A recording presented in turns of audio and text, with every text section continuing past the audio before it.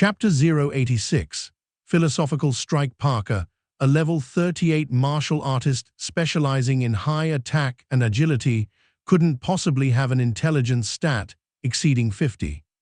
If luck had truly smiled upon him, Harlan would have simply opted for a ground and pound right there and then. The illusion rendered Parker utterly defenseless, allowing every attack to inflict damage nearing its true potential.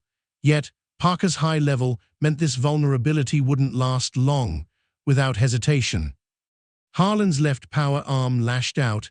A brutal punch aimed squarely at Parker's groin attacked the vital point. Overload. The power arm's output surged by 30% in an instant. The fist connecting dead center. Cock-a-doodle-doo. Yes, no typo there. This move was a divine technique he'd gleaned from countless video recordings.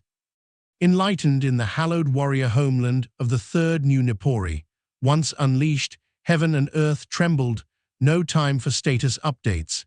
Exploiting Parker's incapacitation, Harlan needed to unleash tons of lethal damage. He immediately activated the pressure oscillator in his power arm's palm. A violent tremor pulsed through his hand. Shockwaves penetrating Parker's flesh. Blood seeped through the skin, staining the entire lower triangle crimson. His right hand wasn't idle either, plunging a knife into Parker's chest. No resistance. Parker, ensnared by the illusion, hadn't engaged his protective kai, allowing the blade to pierce cleanly through. Harlan swiftly withdrew the blade, then jammed the condor against Parker's heart. Sliding forward, pushing Parker backward, he triggered the extended magazine, unleashing a barrage of bullets directly into Parker's body. Blood erupted in gouts, mingling with the churning flames, the muffled thuds of rounds impacting flesh echoing through the air. Click, click, click. The magazine emptied. Just then, Parker snapped back to consciousness. The excruciating pain contorted his face into a mask of rage. He retaliated with a vicious thrust. His long blade aimed at Harlan's abdomen, repaying the groin shot in kind, targeting little Harlan. Harlan, controlling his kai to manipulate the magnetic metal, shielded his vitals, blocking the blow, but the residual impact still sent a chilling wave of nausea surging from his groin straight to his brain, gritting his teeth. Harlan splayed his power arm wide, clamping it onto Parker's head, and slammed him to the ground, unleashing a furious barrage of headbutts against the hard earth. Parker's skull repeatedly made intimate contact with the ground, a crimson pool gradually blooming beneath his head. He roared in agony, lashing out with counterattacks. His long blade became a blur of afterimages, hacking wildly at Harlan's armor, causing Harlan's health bar to plummet rapidly, 100 wind-rending. Parker shrieked in agonizing fury. His long blade suddenly erupted in a dazzling halo of light. A primal alarm screamed in Harlan's mind. He scrambled backward, retreating hastily. Just then, the wind-rending blade unleashed a torrent of splitting blades of light, swirling around Parker like a tornado-shaped barrier. The ground around them was gouged with countless deep slashes. Harlan was caught in the blast head-on. The magnetic armor's durability plummeted, and in the areas the armor didn't cover, his flesh was instantly shredded and bloodied. A series of damage numbers around 40 points each flashed into view. The blade storm raged for 3 seconds before dissipating. Harlan staggered back 10 meters, gasping for breath, blood mingling with sweat dripping down his face. His eyes remained locked on Parker, knowing that such a devastating attack must have drained Parker significantly, and its cooldown couldn't be short. Parker couldn't possibly use it again consecutively. Parker, using his blade as a crutch, slowly rose. He was a gruesome sight. His lower body was a mangled mess of blood and flesh. His chest was riddled with charred bullet holes, flames still licking at the edges, emitting the acrid stench of burnt flesh. The burning and bleeding inflicted a double dose of persistent damage. His internal organs were surely in catastrophic condition. The folding combat knife remained lodged in his chest. His face was equally horrific, his nose bridge shattered into a gaping wound. the white of bone visible at the back of his skull, resembling a vengeful ghost, and this ghost was staring intently at Harlan. Harlan remained vigilant, poised to dump all his free attribute points into endurance. This was his last resort, his final trump card. A gust of wind whipped up dust, yet it seemed to carry away a sliver of the suffocating tension. Parker slowly lowered his head, his breathing ceasing. The final spark of life was extinguished by the persistent damage, like the last straw breaking the camel's back. You have killed Parker, LV-38. You have gained 21,000 experience. Killed target is 10 levels higher. Bonus experience plus 280%. Total experience gained, 58. 800. Personal output rate, 99%. You have gained an additional 58,212 experience, 99%. Quest, Decapitation Roman 3 completed. Output rate, 99%. You have gained 79. 200 experience, 158,500 experience points. This was Harlan's total haul from killing Parker. Over-leveling and winning yielded extra rewards. The minimum level difference to trigger bonus experience was 5 levels. Bonus experience was distributed according to output rate. This was because over-level challenges were typically completed by player teams. If a team included players who didn't meet the over-level standard, the entire team would forfeit the bonus experience.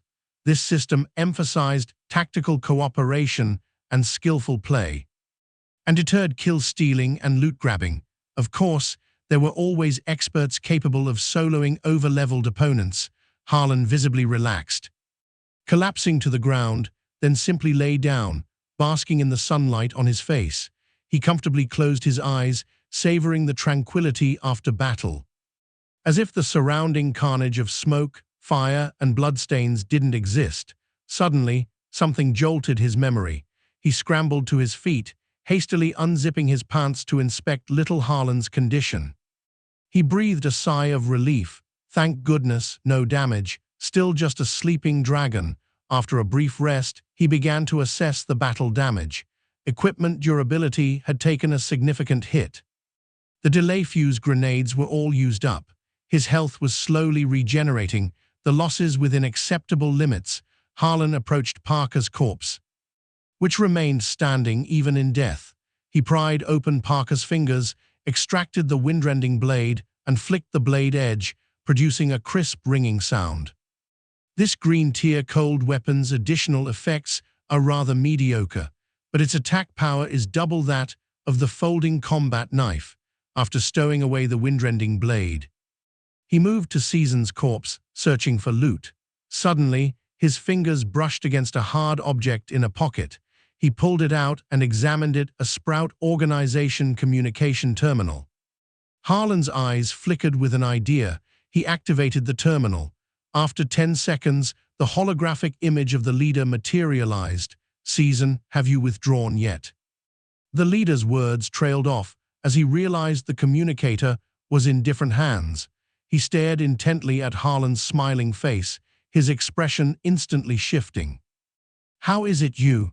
Zero, using Season's communication terminal, the situation was clear. Dark Crow Valley base was annihilated. Parker was likely dead too.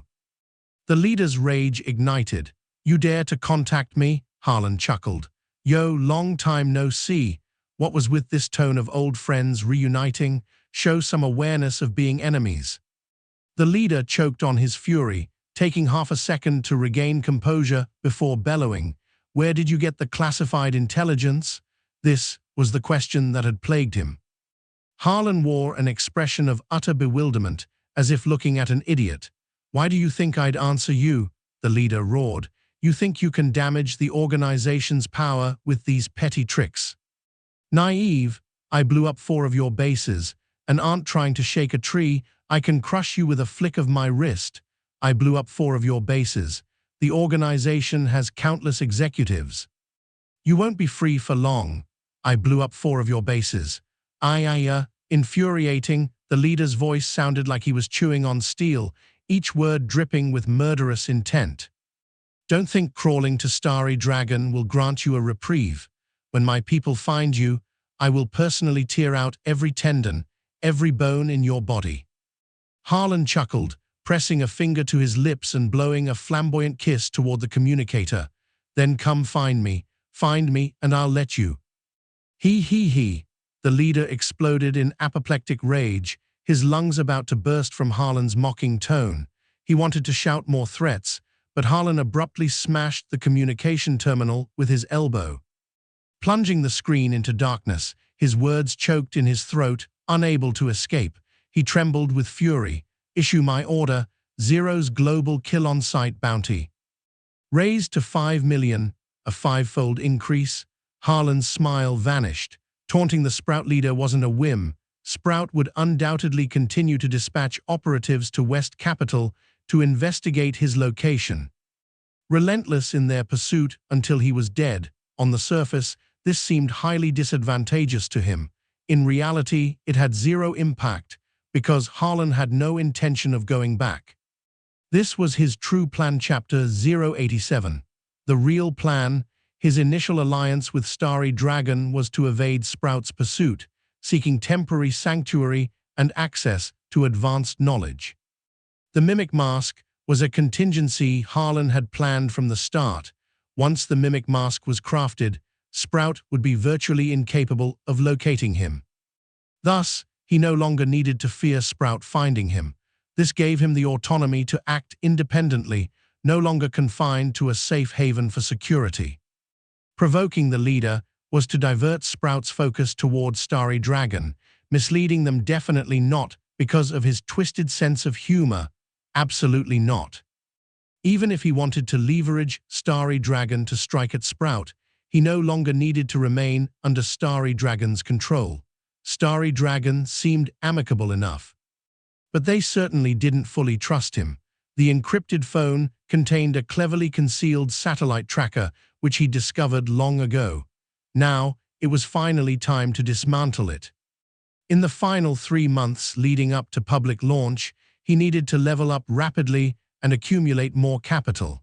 The countless missions scattered across the planet were treasure troves waiting to be plundered. His collaboration with the 13th Bureau had amassed initial capital. Now there was no need for further pretense. It was time to go solo. The world was vast, ripe for exploration. His plans were meticulously layered, one interlocking with the next, as a chaos theorist with rapidly shifting objectives in Harlan's eyes. Starry Dragon's faction favorability was insignificant compared to rapid strength growth. Furthermore, he knew that come version 2.0, not just Starry Dragon, but all 6 nations and Sprout would become irrelevant. Don't be fooled by the current stability and established power dynamics of these major factions. Their intricate power struggles and scheming. When planet-wide cataclysmic disasters engulfed the surface, these nations and factions would discover that their individual interests became utterly hollow and meaningless in the face of civilization's survival. Their current positions were like bubbles in sunlight, shimmering with rainbow colors, but bursting with a single touch, fleeting as beautiful dreams. Version 1.0 hasn't even begun. Version 1.0 real-world duration is 7 months, translating to 3.5 years in-game time. Add to that the version updates in-game time span of 1 year. That means version 2.0, the alienation disaster, is still almost 5 years away. The alienation disaster is a catastrophe. It's best to avoid the most dangerous and chaotic period at the start of version 2.0. So, within these 5 years, I need to extract everything useful from planet Aquamarine and find a way to leave this planet temporarily. Harlan's eyes gleamed with determination. Suddenly, a new notification popped up on his interface. Quest: Annihilate Dark Crow Valley, completion rate 100%, contribution rate 72%. You have gained 360,000 experience. Quest completed. It seemed the High Shah army on the other side had concluded their battle. Harlan was very satisfied. If he hadn't intercepted Parker and his group, The completion rate would likely have been only 40 or 50%. His efforts hadn't been in vain. He'd infiltrated, gathered intelligence, and planted Yara and Lambert as moles, practically controlling the enemy's operations from within. This was why his contribution rate was so high. Without his painstaking efforts, the rewards would have been reduced by at least 2/3. Faction Quest, Dark Crow Valley Operation, completed. Objectives completed. Reconnaissance I, Reconnaissance Roman II, Dark Forest Assassin, Frontal Assault. Decapitation Roman II, Decapitation Roman III, Annihilate Dark Crow Valley. Quest rewards being calculated, calculation complete. Performance evaluation, excellent. Starry Dragon National Strategic Defense Bureau favorability increased by 1120 points. Current relationship, friendly, 1370/3000. Sprout Organization favorability decreased by 500 points. Current relationship, hatred, -1500/3000. You have received excellent evaluation rewards, 50% bonus experience, 180,000. Random reward X1. Randomizing reward type. A random reward, not bad luck this time. Harlan was pleasantly surprised. Large-scale quests and series quests had performance evaluations upon completion. The chance of triggering a random reward with an excellent evaluation was 30%, not very common. The evaluation's random reward first drew a reward type, which could be experience, items, skills, attribute points, potential points, etc., encompassing everything. After determining the type, several reward options were randomly selected for the player to choose from. The reward type you have received is Talent Perk. Randomization complete. Please select one of the following 3 perks. Strong Physique. Health points +400, Abnormal Resistance +4%, Quick Reflexes, Agility +6, Attack Speed +5%, Solidified Mind, Mysticism +5, Mental Resistance +8%. Harlan tapped his chin thoughtfully.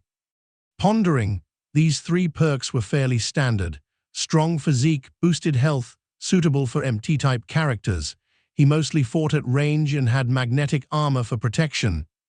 Not urgently needing health, Quick Reflexes was not bad. Agility influenced all aspects of ranged combat. Accuracy, critical hit rate, attack speed, movement speed, etc. Choosing this perk would increase his output rate by 8 to 10%. Solidified Mind was needed for magic or psionic types, useless for him. Harlan made his choice. Quick Reflexes, you have gained the perk. Quick Reflexes, Harlan checked his interface. The 12 free attribute points from leveling up remained untouched. He dumped them all into intelligence, bringing it to a staggering 88, his highest stat currently. The progress of the A-rank quest, Seeds Lie Dormant in Dust, increased by 1.8%. It seemed small, but Harlan knew that destroying Dark Crow Valley Base was equivalent to destroying a crucial bridge for future players to join the Sprout faction, greatly hindering Sprout's future expansion speed. The potential effect was at least 10% to 15%. Most new and casual players chose factions based on proximity. But the Sprout leader was unaware of the Dark Crow Valley base's importance, merely lamenting the loss of a large base. Providing intelligence for other factions to attack Sprout indirectly yielded less progress than personally leading the attacks. This was due to contribution rate issues, but pursuing the personal destruction of Sprout's forces would be too taxing, unable to keep pace with Sprout's expansion speed. Therefore, the optimal choice was to disseminate Sprout's intelligence widely.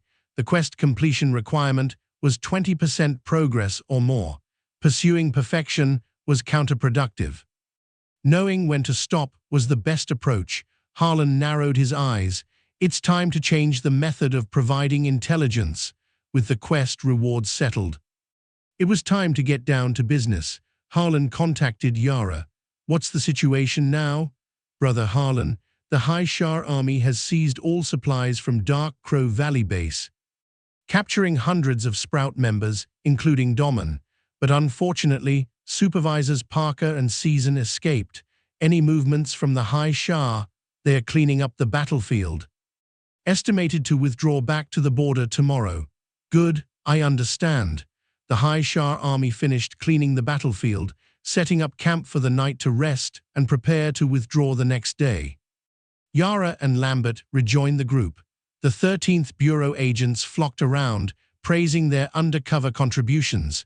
Youths are formidable, youths are formidable. Mason remarked, "Little Lin, your teammates did a great job," Dai Suzu complimented. "Nice work, too reliable," echoed the nameless cannon fodder agents. Yara scratched the back of his head, embarrassed.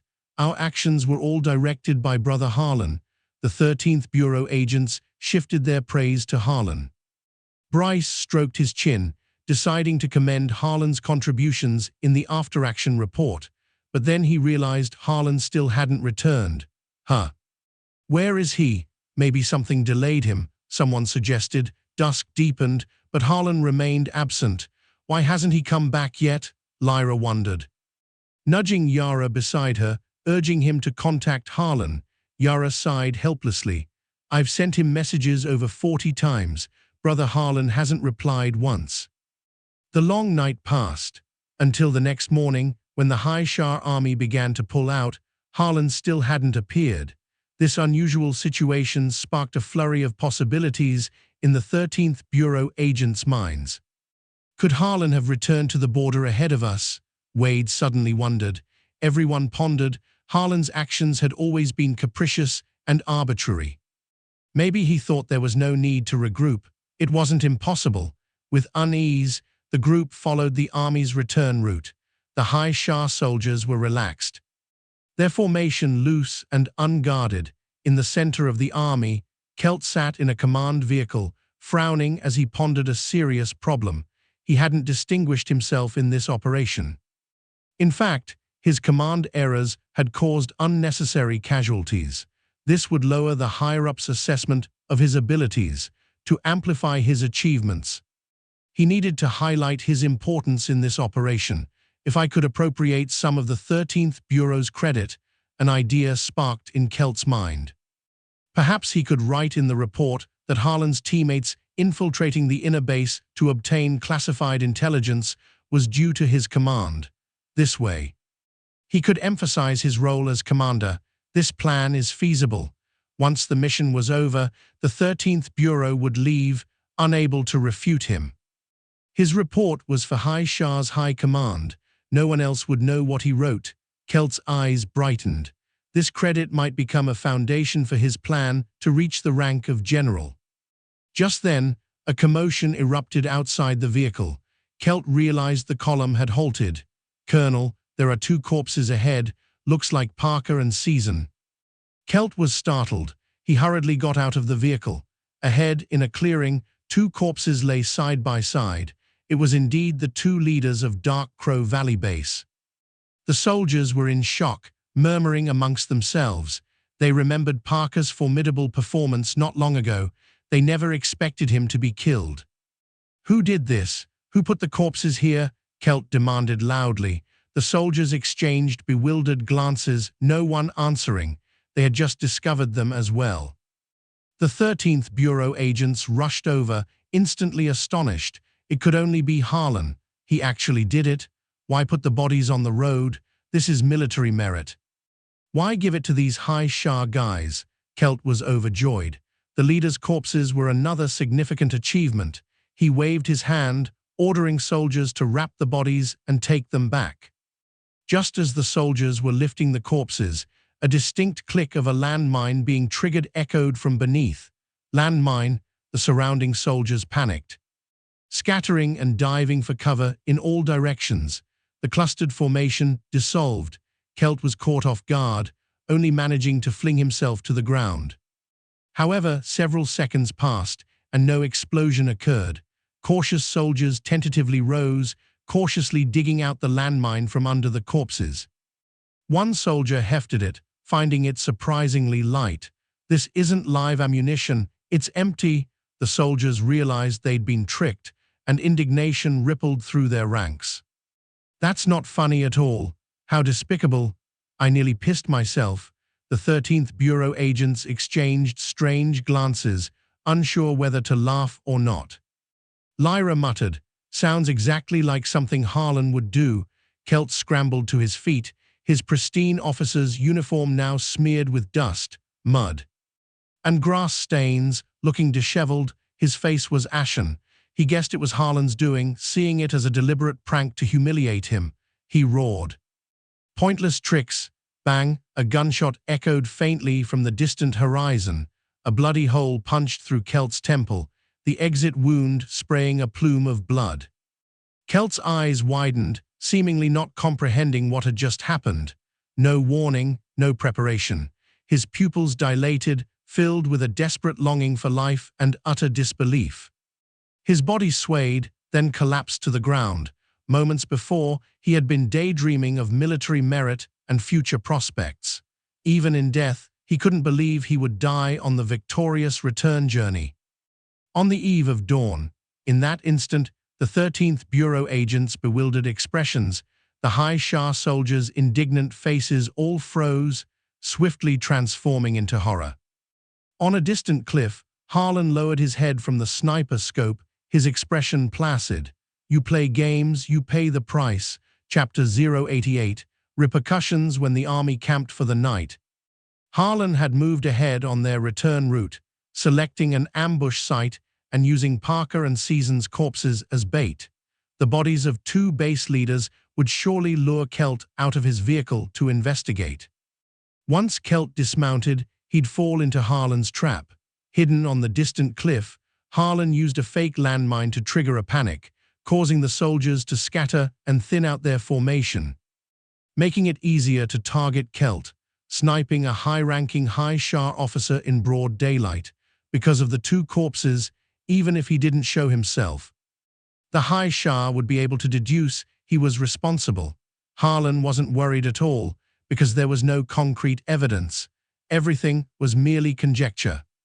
Even if High Shah protested and issued diplomatic condemnations, as long as the 13th Bureau vehemently denied it, they couldn't pursue responsibility.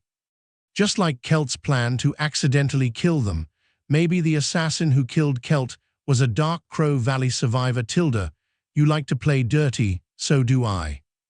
Harlan worked the bolt of his sniper rifle, ejecting the smoking cartridge case, casually pocketing it, leaving no trace. Kelt had threatened his life. Once the mission was concluded, it was time for reckoning. Brother Harlan had always been a player who acted without hesitation, whether provoked or not. If someone tried to kill him, no matter who they were, he'd retaliate relentlessly, switching tactics, aiming for death. Through the scope, Harlan watched the High Shah army descend into chaos. Soldiers raged, jumping into vehicles and charging toward the direction of the gunfire, rapidly closing in on his position. Harlan folded the sniper rifle and stowed it in his backpack. His movements unhurried. Choosing this location was precisely for easy escape after a successful assassination.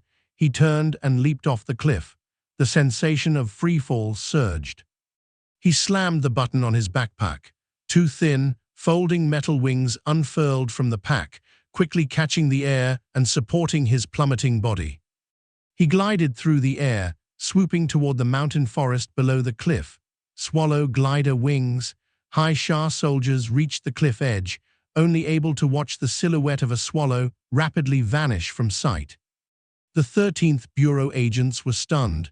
They hadn't expected Harlan to be so daring, directly assassinating a High Shah commander. It was satisfying. But the consequences were severe. Killing a high-ranking officer of the High Shah on their own territory, he was pushing the limits. Was there anything he wouldn't dare to do? Bryce's heart pounded in his chest. Seeing the High Shah soldiers returning empty-handed from the pursuit, he finally breathed a sigh of relief. Good thing he got away. At least no evidence was left behind, giving us room for plausible deniability. Wait a minute. If Harlan goes into hiding and doesn't show up, doesn't that mean we'll be interrogated in his place? The agent's eyes widened in dawning horror. The more they considered it, the more it seemed exactly like something Harlan would do. How could someone be such a liability? He was a master of scapegoating, wasn't he? Surrounding them, furious High Shah soldiers, guns raised, herded the 13th Bureau agents back into vehicles. Effectively placing them under house arrest, they were driven straight back to the border. The deputy commander, trembling, reported Kelt's death, instantly triggering High Shah's fury. The primary suspects were the 13th Bureau. High Shah intelligence agents were dispatched to interrogate them. The 13th Bureau agents stonewalled, vehemently denying any knowledge. The High Shah agents were frustrated to the point of grinding their teeth. Wenner, facing this wall of silence, felt a profound sense of helplessness. Everyone knew it was them, but there was no proof, not even a single cartridge casing. All they could do was repeat futile interrogations, due to the 13th Bureau's status. They couldn't resort to torture. The condemnations from above were all deflected by the 13th Bureau with vague denials. This was exactly the underhanded tactic Kelt had intended to use. Now the High Shah were experiencing the same frustration. The 13th Bureau's intelligence director took a private jet, arriving swiftly at the High Shah border. With a starry dragon high-level official intervening and lacking concrete evidence, High Shah could only begrudgingly release the 13th Bureau agents. The intelligence director led the group out of the interrogation room back to the private jet. Confirming they were surrounded by their own people, he finally asked Bryce for a detailed report. After listening, he sighed helplessly. That man is too much trouble. Luckily, no evidence was left behind, otherwise the High Shah wouldn't have let this go so easily. Bryce shuffled his feet, feeling responsible as the team leader for this incident. The intelligence director glanced at him, silent. He inwardly recalled the Bureau's reaction upon receiving the news. They believed Kelt's actions were actually authorized by High Shah's high command. Otherwise, it was inexplicable why High Shah would deliberately send a radical officer to command the operation. They were deeply displeased by High Shah's treachery. However, things had turned out well. High Shah had tried to outsmart them and ended up losing a high-ranking officer. Forced to swallow the bitter pill in silence, that guy did a good job. The intelligence director secretly nodded in approval. Even the hardliners had no complaints this time. Actually admiring Harlan's actions, dare to scheme against our starry dragon. If I don't kill one of your officers, I'll admit defeat, but admiration aside. In a recent internal meeting, the directors had unanimously agreed they shouldn't continue to indulge Harlan. They argued they couldn't let Harlan escape their sight again. The valuable intelligence source, if something happened to him, would be an irreparable loss. Previously, Harlan's cooperative attitude had led to their leniency. This joint operation incident served as a wake-up call. They resolved to reject all of Harlan's future operation requests. This proposal was unanimously approved. Even the conservatives agreed. The Bureau was willing to cooperate with Harlan, but before he revealed all the intelligence, they couldn't allow him to leave headquarters control again. The intelligence director snapped back to the present, glancing at the team of agents, then checked his watch, puzzled. Why hasn't Harlan returned yet? Bryce shook his head. No idea. Brother Harlan contacted me, Yara suddenly said, pressing his earpiece, his face lighting up. But the next second, his expression abruptly changed. The intelligence director felt a sense of unease rising. He demanded, "What did he say?" Yara's Adam's apple bobbed. He stammered. Brother Harlan said, "He's going to lay low for a while." Lay low? Understandable. The intelligence director instinctively nodded, then suddenly realized something. His face dramatically changing. "He's not coming back." Wade looked incredulous. Lyra's eyes widened. Lambert's pupils constricted. Everyone was stunned. He was going solo. He really dared to do anything. 20 minutes later, 13th Bureau headquarters, Glenn convened an emergency meeting. Directors not at headquarters joined via comms. everyone looking grave. Harlan has run, Glenn announced, his voice heavy. The room went silent. Is it defection? Unclear. Before this, he assassinated a high Shah officer. It's possible he fled to avoid the consequences, but that probability is low, the intelligence director stated. The directors collectively felt a pang of frustration. That reason was flimsy. Did Harlan think Starry Dragon couldn't protect him? They shouldn't be underestimated so lightly. What about the satellite tracker implanted in his phone? It's been stationary at one location for 24 hours, already discovered, dismantled, and discarded by Harlan.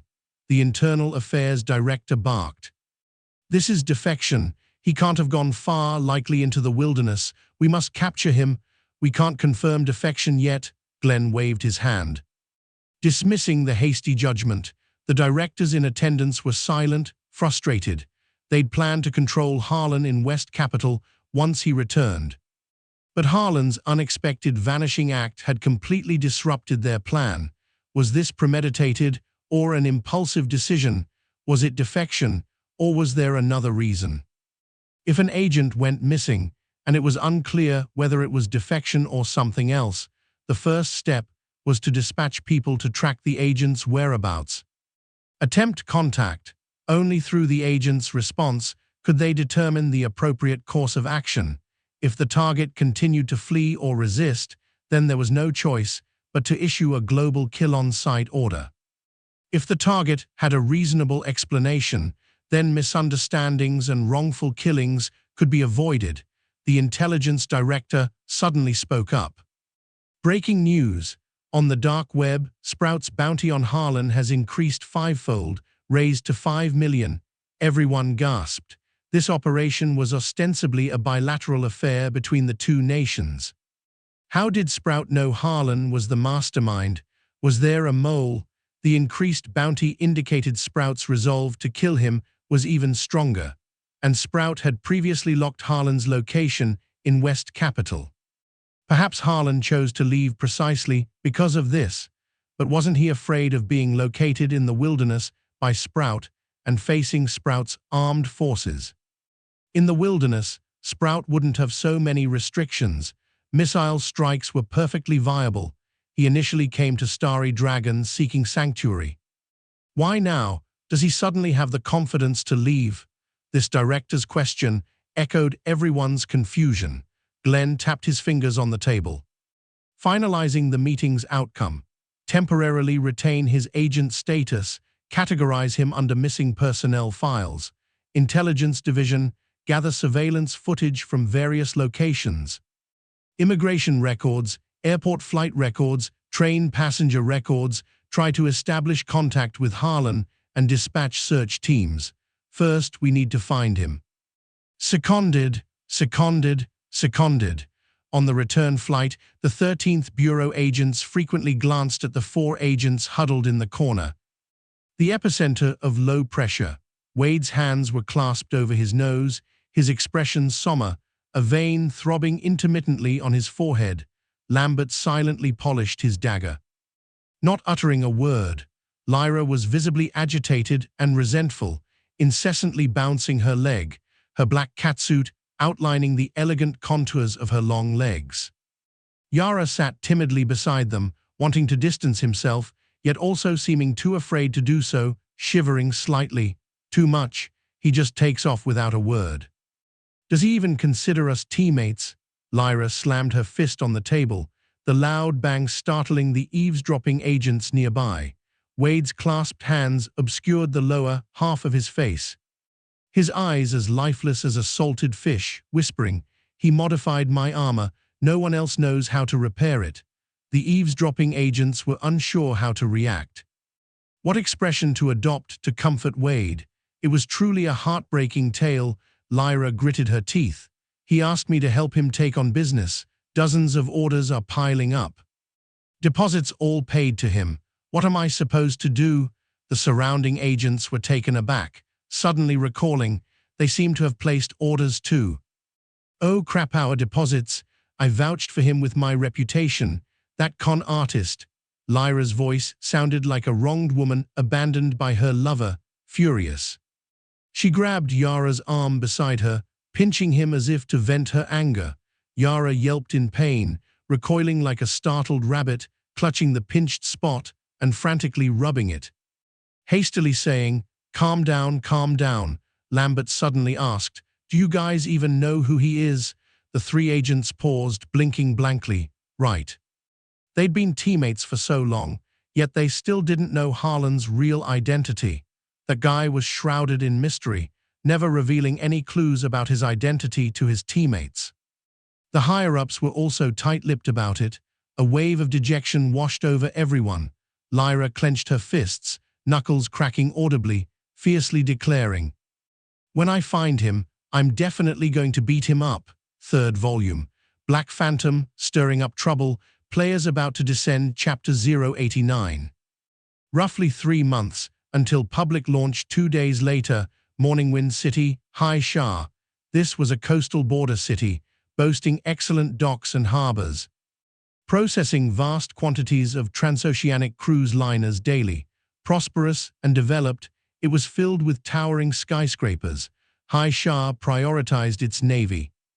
With numerous coastal cities, its naval power subtly the strongest among the 6 nations.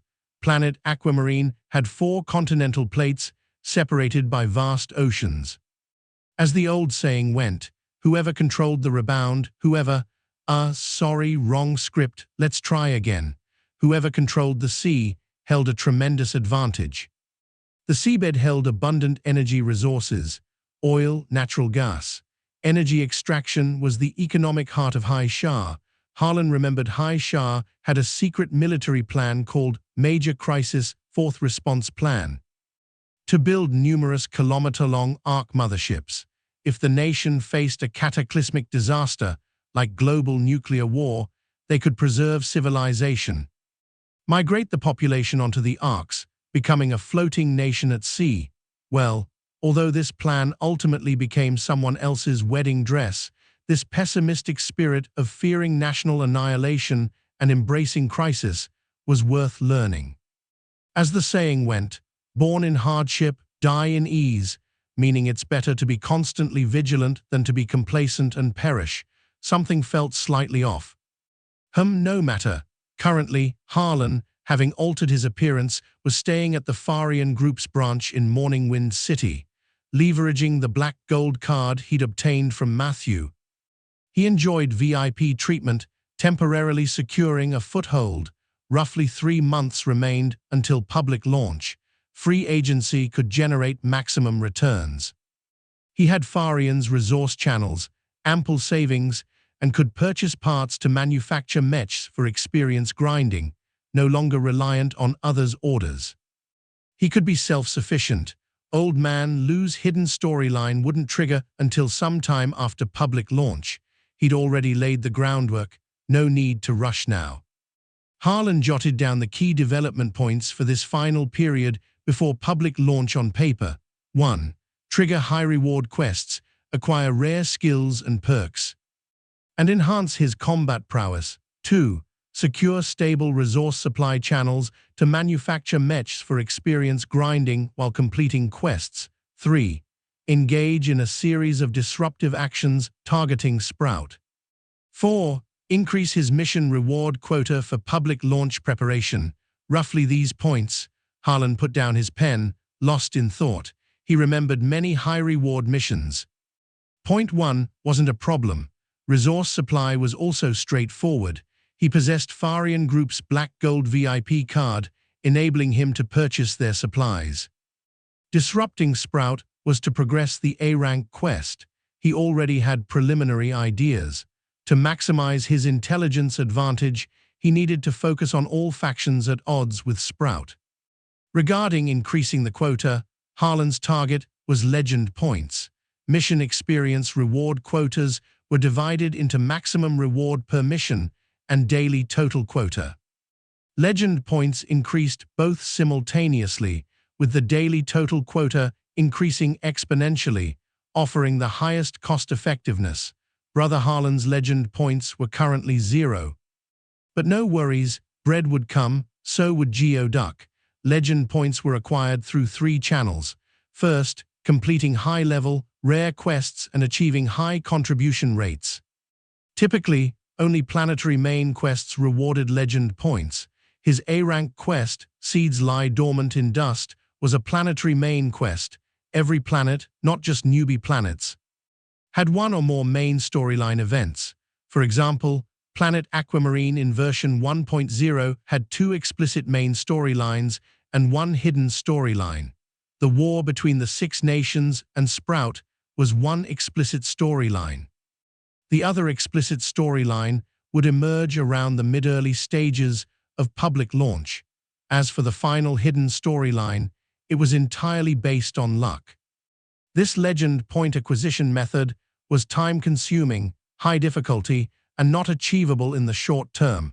The second method was random, making notable achievements related to faction relationships, varying depending on the specific achievement, person to person. No one had ever compiled detailed algorithms for it, unreliable. Harlan focused on the third method. Also the easiest path to legend points, ranking high on certain leaderboards. Some factions established publicly recognized leaderboards.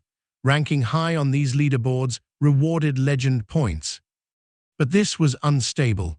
Once a newcomer bumped you off, the legend points would change hands. This method was the legend point source for most players. Legend points could accelerate favorability accumulation with certain factions, granting trading discounts, and were prerequisites for triggering some rare quests. Tap, tap, tap. Harlan tapped his fingers on the table, pondering, while absent-mindedly picking his nose. However, before taking action, he first needed to deal with the negative. Experience, burden. Checking his interface, a total of 720,000 experience points had accumulated. He directly invested them into leveling up, raising his level to 30. Further enhancing his attributes, Mechanic Apprentice reached max level. The final level provided even greater attribute boosts. This time was no exception. Leveling from LV9 to LV10 granted him 90 points of Chi. 6 free attribute points were all poured into intelligence, precisely reaching the 100-point threshold. A sense of clarity arose in his mind, feeling his grasp of mechanics become even more effortless. Intelligence influenced all aspects of mechanics, crafting speed, product quality, damage amplification when using mechs. For instance, a handgun with 20 attack power would have its damage boosted in a mechanic's hands. This was why other professions, although able to use mech-crafted equipment, didn't achieve the same effectiveness as mechanics themselves. Mechanic Apprentice. Max level. Class advancement requirements. Learn 20 blueprints. This time, the randomized class advancement requirement is quite simple. Harlan was pleasantly surprised. Counting, he currently knew 12 blueprints, only 8 short. He didn't want to casually fuse useless blueprints. He needed to utilize every point of experience efficiently. Anyway, experience was stored on the interface. Advancing classes later made no difference. In the Morningwind City Farian branch office, manager Antonov, a cigar clenched between his teeth, his burly, bear-like physique overflowing the sofa, puffed out smoke. His tiny eyes, barely distinguishable whether open or closed, fixed on Harlan sitting on the opposite sofa, sizing him up. Harlan, at this moment, wore a black trench coat, the mimic mask simulating the appearance of a middle-aged, washed-up, unemployed man, unremarkable and inconspicuous. This was the face he intended to use to forge a new identity. Harlan pulled out a material list from his coat, slowly stating, "I need everything on this list." Taking the list and glancing over it, Antonov said, "Totaling 100,000. Black Gold card gets you 20% off. 80,000. I also need a Blood-Pact Syndicate credential affiliated with the Dark Web organization." Antonov's eyes narrowed.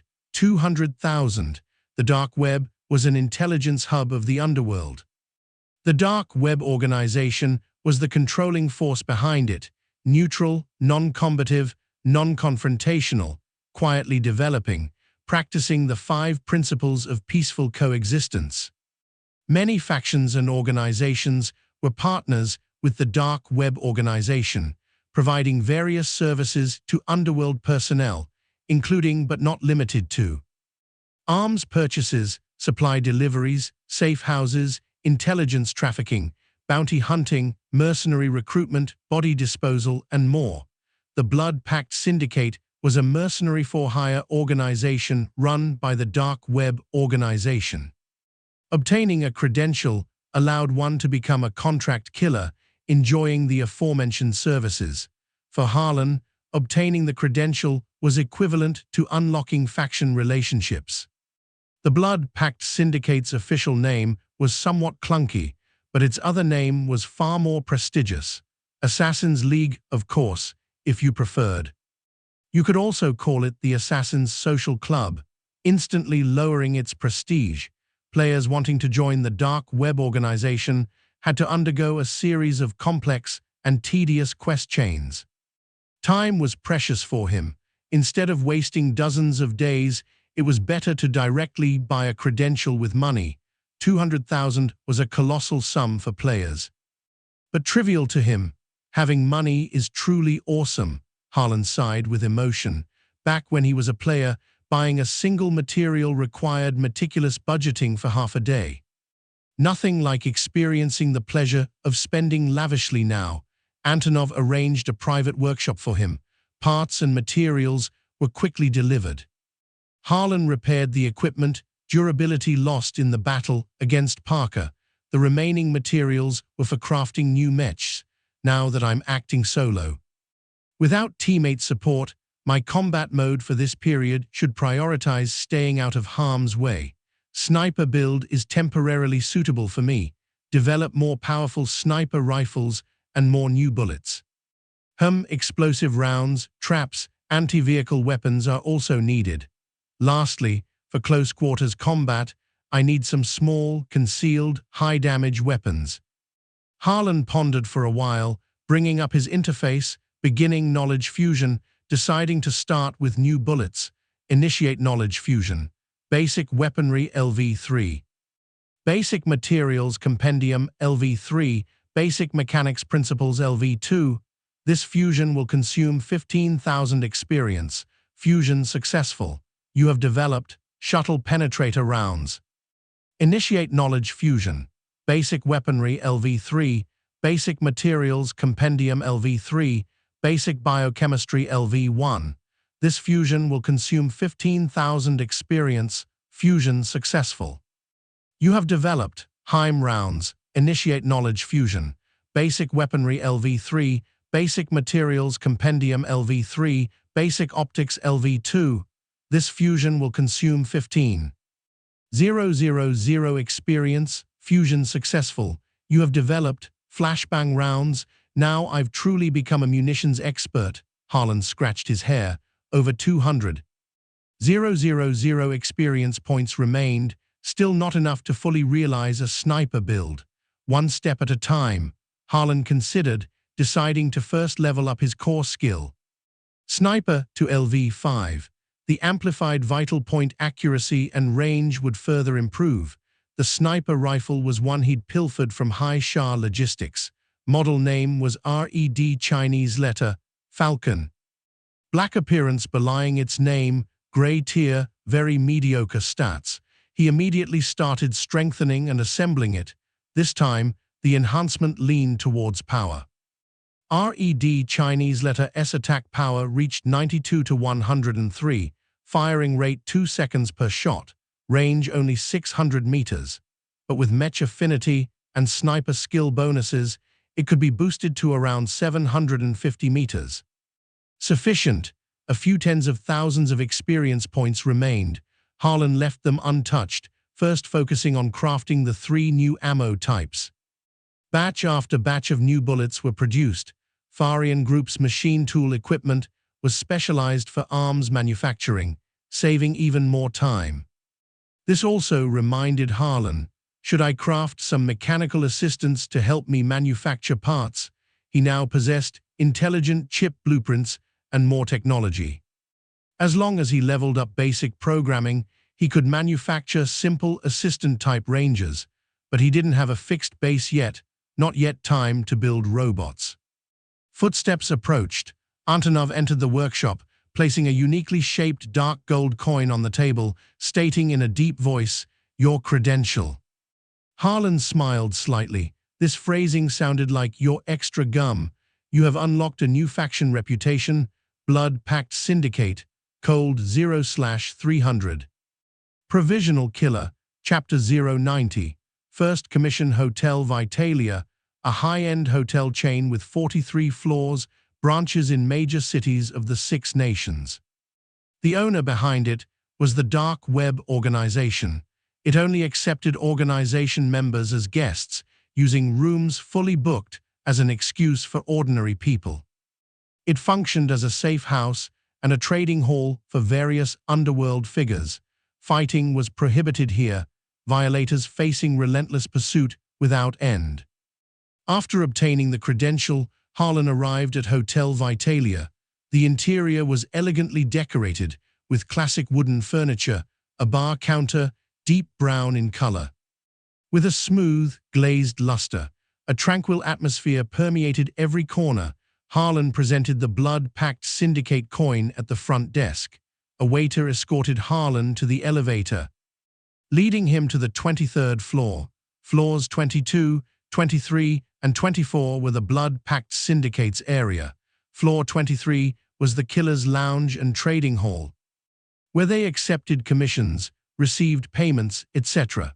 It also housed numerous entertainment facilities like bars, cafes, and restaurants. Handing over the dark gold coin at the front desk of the 23rd floor, a waiter wearing white gloves greeted Harlan. They sat down in a semi-private booth. The waiter recorded the new member's information in a black leather notebook with a fountain pen. "Please choose a code name," Harlan pondered, deciding to choose a flamboyant name, perhaps beneficial for legend points. Envoy-level observer No. 9527 of the Red Empire's Colton Star Cluster. The waiter looked utterly bewildered, yet impressed. The killer roster was filled with cliché codenames like Silver Fox, Venomous Snake, Phantom. Names that were aesthetically exhausting. This unconventional, Tunabu-esque, flamboyant name would definitely catch an employer's eye, looking impressive at first glance. But it was just too long.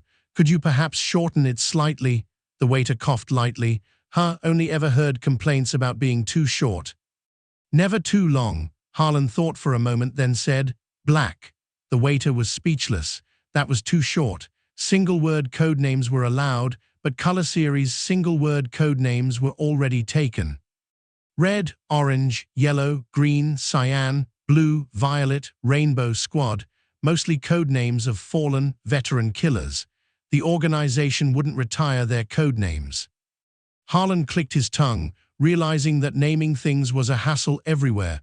He considered, then said, "Then call me Mr. Black." "Mr. Black, all right." This name was normal now. The waiter quickly recorded it. "You are currently a provisional killer, blank resume. Completing 1 mission will promote you to Scorpion tier. Employers will select from the killer roster. If someone chooses you, we will contact you, or you can accept public commissions and bounties, of course. You can also take private jobs. The syndicate has no strict requirements for contract killers, but we will deduct 5% of the bounty as an agency fee in the future.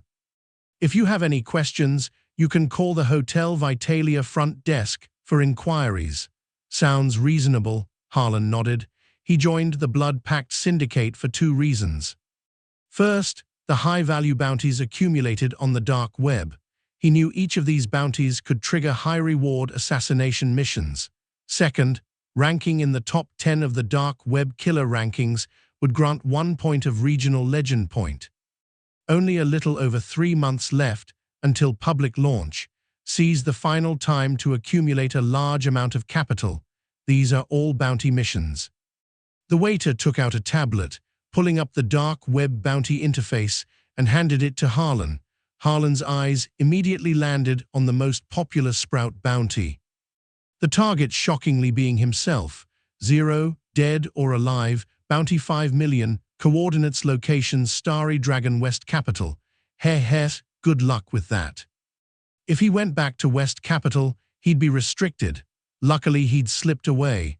Harlan chuckled inwardly, wondering how long it would take Sprout to realize their efforts were wasted. His own bounty was currently the hottest, Sprout relentlessly hunting him, but his bounty wasn't the highest. Some accumulated bounties were even higher. Some astronomical sums in the tens of millions, almost impossible missions. For example, one bounty was to steal top-secret classified data from a certain nation. Considering the 13th Bureau's underground mainframe's tight security, the success rate of this mission was less than 1 in 1,000, fatality rate as high as 99.9%. No one would take it just for show. Scanning the bounties below, one mission caught his eye. The bounty target was an entire mercenary organization. Rose Armament, active in the Somme Desert of South Continent. South Continent was the continent where Starry Dragon and High Shah were located, also known as South Continent. Vast terrain, hot climate. In contrast, there were also North Continent, West Continent, and Andia Continent located at the center of these three. He chose this mission because the distance was relatively short. Harlan was just about to accept when the waiter suddenly paused, checking another computer, speaking, "Mr. Black, you have a commission." Harlan was surprised. His profile had only been uploaded to the killer roster 5 minutes ago and already had business. "Your business is really booming," Harlan sincerely complimented. The waiter also looked confused. "This is an exception. What's the commission?" "The employer wants to speak with you personally." The waiter checked the computer, saying, "He will arrive in about 10 minutes. Please wait a moment." Harlan had no objections. After waiting for 10 minutes, a middle-aged man walked in briskly. Hair graying, prematurely aged, his face etched with unyielding worry. He entered the hall, looking around, approached Harlan, and stated in a low voice, "Shan at your service." Before accepting a commission, one couldn't reveal the target's real name, only ask for basic information. So Harlan asked, "What's your commission fee?" "Enemy defense strength, location, 12 to 20 bodyguards, right here in Morningwind City, fee 100,000. Harlan raised an eyebrow. "Only 100,000. This price wouldn't attract a killer." Shan nodded nervously. Other killers immediately refused upon hearing his fee. He was broke, hoping to try his luck with a new killer. Hence choosing Harlan. "I'll take it," Harlan nodded. Shan was overjoyed, pulling out a stack of documents from his briefcase, placing them on the table. Sliding them to Harlan with his finger, "You, location is in Morningwind City. You, a High Shah underworld figure, always surrounded by 12 to 16 bodyguards. All retired reconnaissance soldiers. Recently expanded his influence to Morningwind City." Shan was the local Morningwind City gang leader, unable to withstand Yu's invasion. His forces disintegrated, becoming a lone wolf. Thus, he decided to spend money to hire a killer for revenge. Harlan finished reading the documents, signing the contract. A notification appeared on his interface. "You have triggered E-rank quest, assassination commission." Shan, no need to look at the quest requirements. Harlan already knew them. He directly looked at the rewards, not much, only 25,000 experience. "I'm off." Harlan stood up, turning to leave. Shan hastily called out to Harlan, asking, "How long will it take you to complete the mission?" Harlan paused, turning his head to look out the window. It was noon. He then said, "Haven't had lunch yet." "Have you?" Shan was taken aback, not understanding Harlan's meaning. Harlan glanced back at him, stating calmly, "By the time you finish lunch, he'll be dead." Shan's heart skipped a beat. In his mind, a killer assassinating a target required prior preparations, such as gathering intelligence, planning escape routes, etc. Was this Mr. Black arrogant or truly powerful?